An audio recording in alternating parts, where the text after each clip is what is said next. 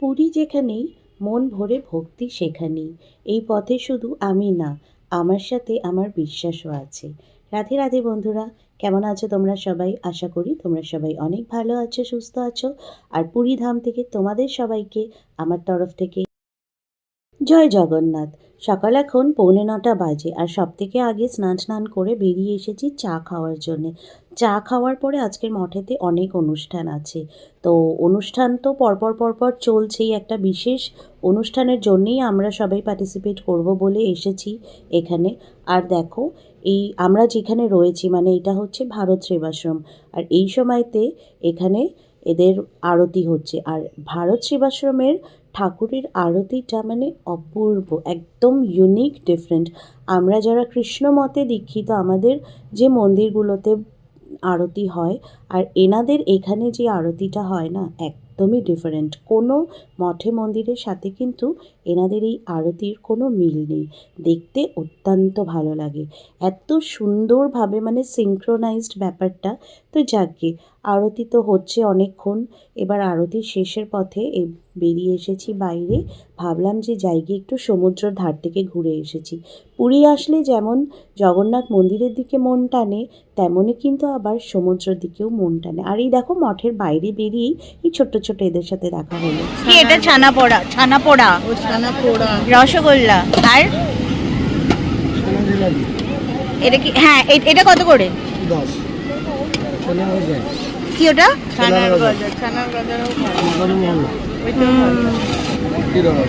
নিচে কি আছে?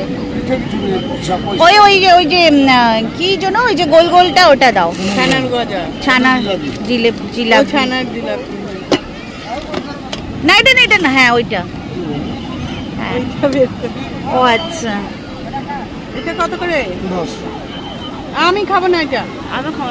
ও তোমরা কি খাবে? একটা দাও, একটা। যেটা মিষ্টি কম, একটা দাও। যেটা মিষ্টি কম সেটা।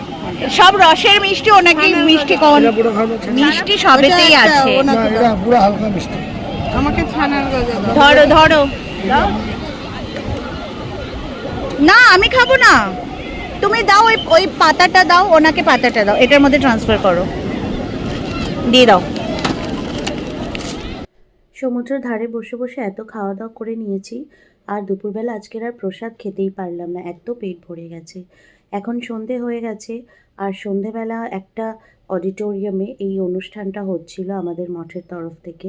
তো ওখানেই এসেছি আমরা সবাই মিলে অনুষ্ঠানে। অনেক অনেক সাধু সন্ন্যাসী যারা যারা আছেন ভারত সেবাশ্রমের, তারা সবাই এসেছিল। আর অনেক রকমের প্রোগ্রাম হয়েছে, তার সাথে সাথে প্রাইজ ডিস্ট্রিবিউশন, আরও এরা কোন কোন ফিল্ডে কী কী কাজ করেন সেই সমস্ত কিছু নিয়ে। আর যেটা আমার সবথেকে ভালো লেগেছে সেটা হচ্ছে এই যে যজ্ঞ, সুভদ্রা আর বলদেব দাদা, এদেরকে দেখেই আমার তো মনটা এত খুশি হয়ে গেছে। স্টেজের একদম প্রথম সাইডের দিকেই এদের একটা সুন্দর মঞ্চ বানিয়েছে। তো যাই হোক, অনেক কিছুই প্রোগ্রাম হলো, আমরা অনেকক্ষণ ধরেই বসেছিলাম। লাস্টের দিকে না আর ভালোও লাগছিল না, এবার একটুখানি খিদে পাচ্ছে, যেহেতু দুপুরে খাইনি। তো প্রোগ্রাম শেষ হতেই আমরা একদম বেরিয়ে পড়েছি আর এসেছি শ্রীমন্দিরের দিকে।